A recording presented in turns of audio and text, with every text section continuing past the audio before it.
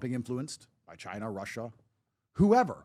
What I'm saying is they can be a conduit if you allow it to be unchecked. So I understand that Israel seems to be the only country that can influence American politics without being checked.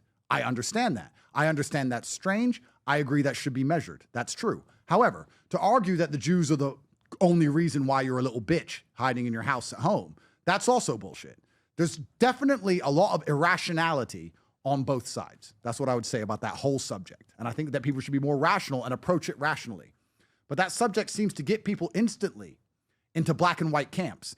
And those are the subjects that are hardest to discuss. I love the breakdown. Where there's no subjectivity. That's the part of the breakdown. See, this is, because in this breakdown, the way you just eloquently put together, guess who can be right?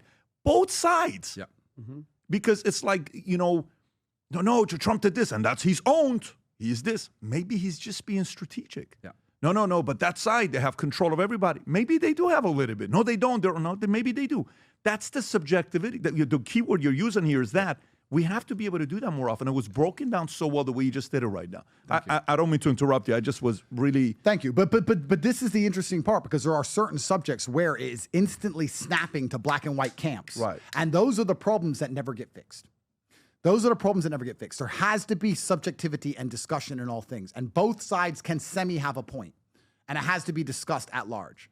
So it's actually, I would make this point, actually, for the people who are truly fearful of Israel and truly fearful of Jewish influence, you hinder yourselves by not being open to rational conversations, by not being invited on speaking podcasts, by not being open to ideas, because you don't accept that not every single thing on the planet is the Jews. If you want to be reasonable and responsible and have interesting and open conversations, you'll get a lot further